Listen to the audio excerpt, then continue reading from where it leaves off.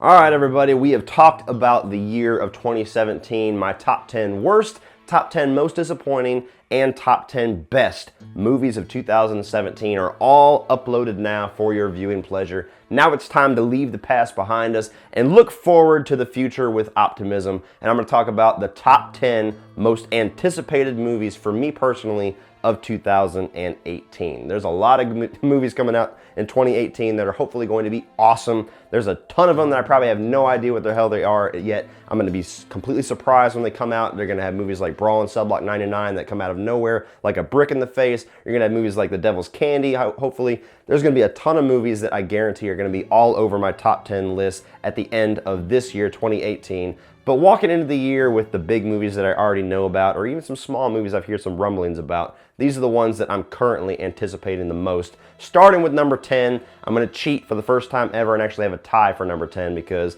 I didn't want to have 11. I didn't want to have one honorable mention because that's lame. So we're just going to tie it for number 10, and I've got The Incredibles 2 and Wreck-It Ralph 2, Ralph Breaks the Internet. Both of these animated movies I cannot wait for. I mean, The Incredibles is probably my favorite Pixar movie. Maybe one of the Toy Story movies is better, I'm not sure, but it's definitely competing for number one. I love it. It's one of the best superhero movies we've ever gotten. Certainly the best Fantastic Four movie we've ever gotten, if you can kind of stretch your mind around that.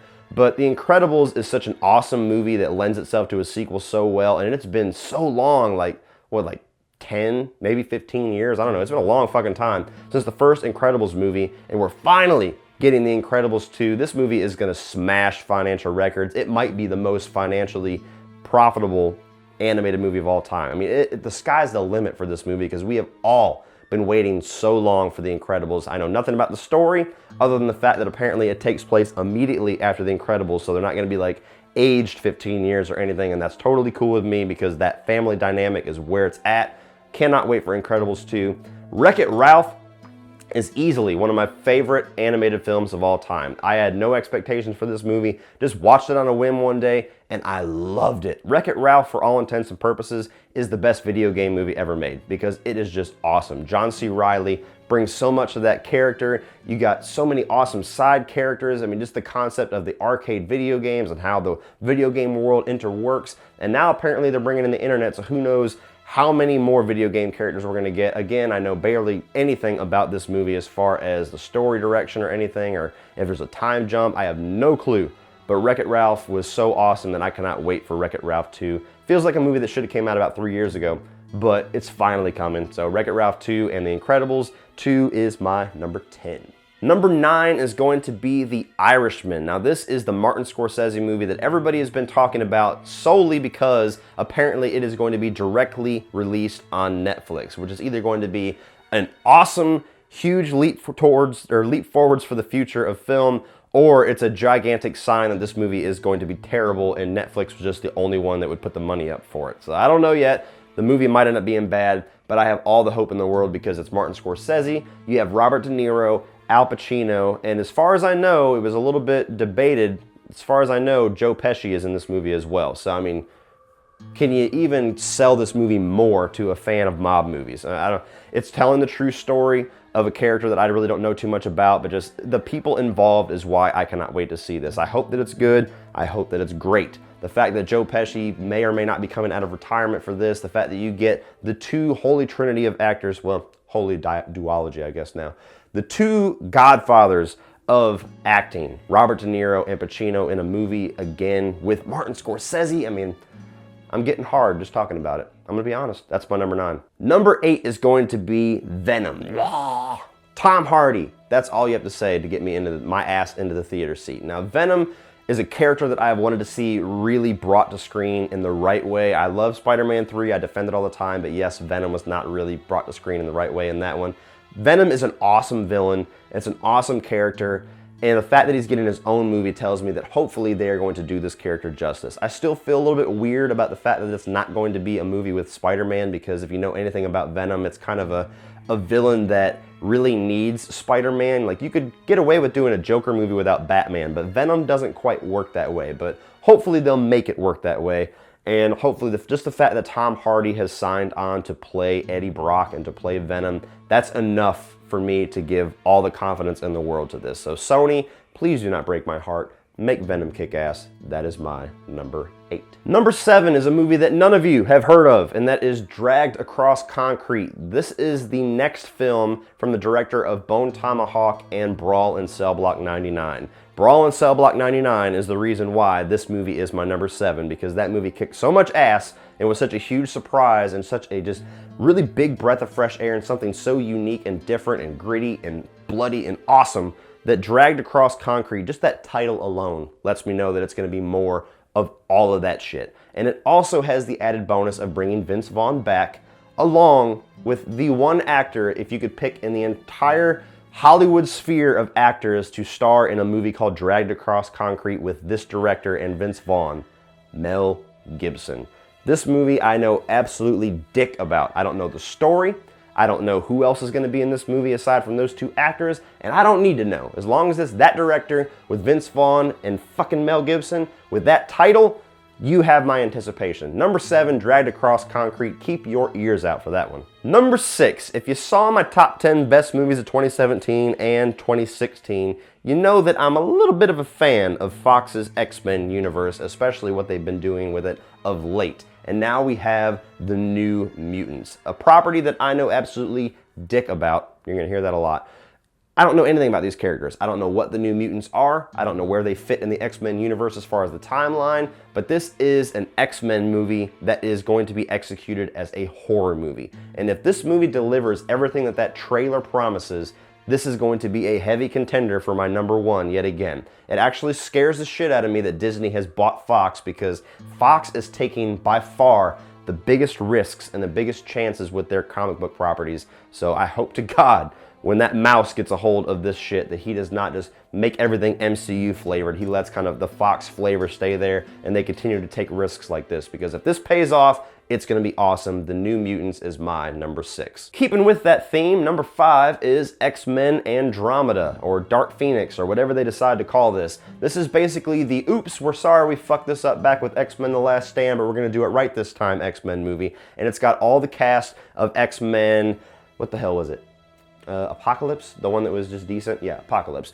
All the new cast as far as Ty Sheridan, the girl from Game of Thrones that I like so much, Sophie Turner, all of the new cast of mutants. This is their next chapter of their story without the baggage of the older characters, except for Jennifer Lawrence. Apparently she's still in this, God help us.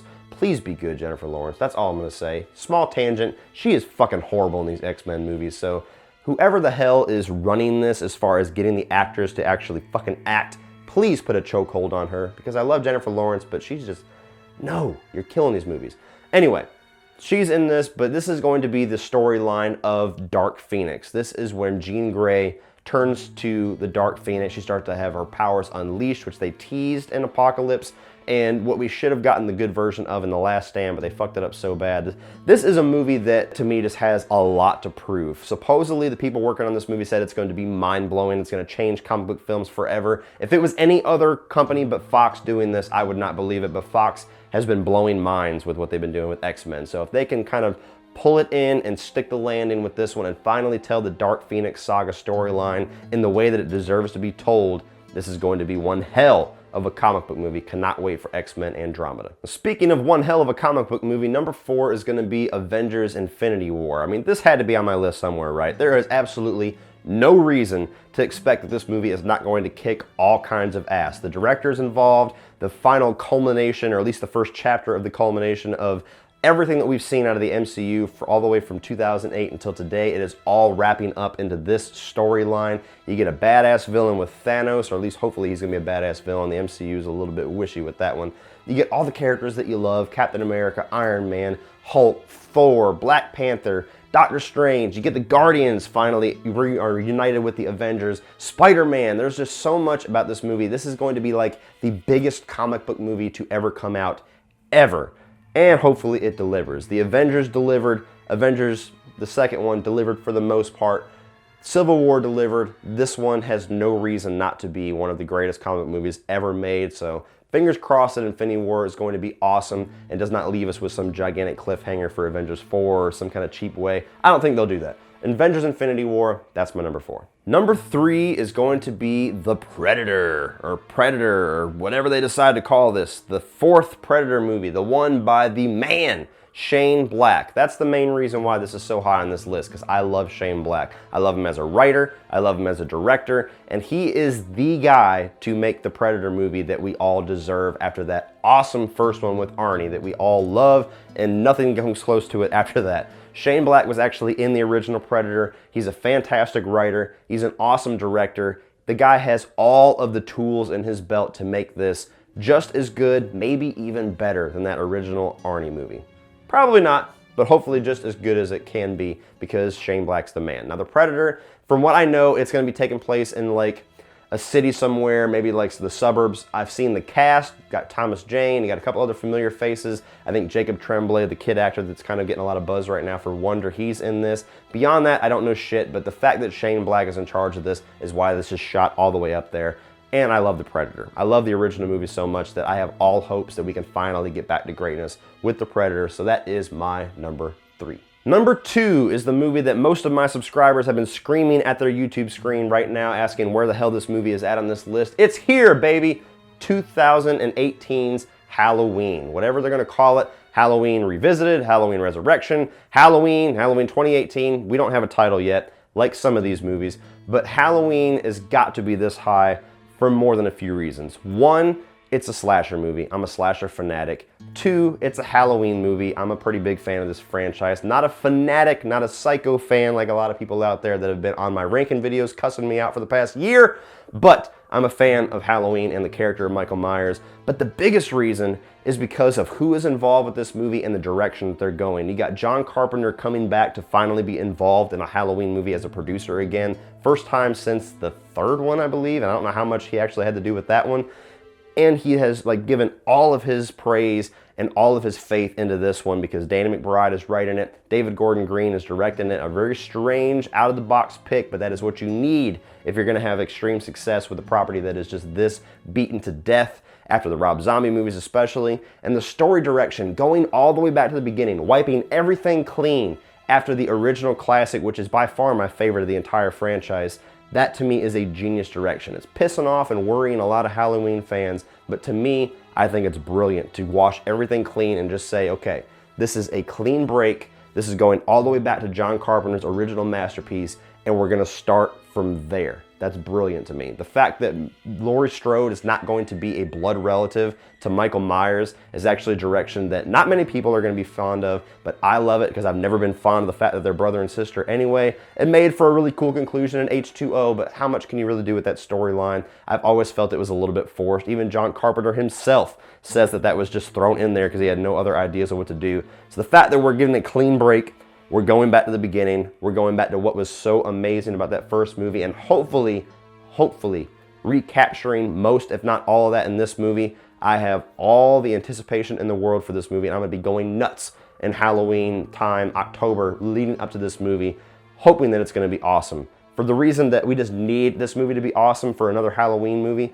to be great, but also because if this is awesome, I guarantee you, Nightmare on Elm Street, Friday the 13th, Hellraiser, Child's Play, maybe, I don't know, Don Mancini's got that one. All of the classic slasher franchises that have been in limbo or been dead, they will suddenly get the attention that they deserve if this one just smashes it. If this one gets fans and critics going nuts and it gets the box office going insane around Halloween time, which it should, we're gonna see the slashers of the 80s have a resurgence. So there's a lot riding on the shoulders of Halloween 2018, and all of my anticipation is there. That is my number 2. So if I was talking so much about how much is riding on the shoulders of Halloween and how much anticipation and how much love I have for that, what could possibly be more than that? Deadpool, bitch! Number 1, Deadpool 2. Only for the fact that the first Deadpool was so damn amazing. Incredible. I love that fucking movie. I love Ryan Reynolds. I love the character of Deadpool, and I loved every single second of that first Deadpool movie. It was my favorite movie of last year. I've rewatched it at least 3 or 4 times. I love it just as much, if not more, every time I watch it. And Deadpool 2 has the potential, adding a character like Cable, getting a different director, adding a lot more, different elements of the Deadpool storyline in there, not being bogged down with an origin story, to be an even better and more amazing and more hilarious sequel. Or it could fall into sequelitis. We'll see. But my anticipation for any movie this year is the highest with Deadpool 2. Whenever Deadpool 2 is coming close to coming out, you're gonna see me talking nothing but Deadpool 2 for a while, and I'm gonna be there opening night, even if I have to break into the theater the night before and steal the fucking film reel or the USB drive, whatever we use nowadays, and watch it, just to be able to see it. It's gonna happen. Deadpool 2, I cannot wait for it. That is my #1 most anticipated movie of 2018. So what are your guys' most anticipated movies of 2018? Put them all down in the comment section below and we'll talk about it. And hopefully we have another awesome year of movies because 2017 kicked some major ass.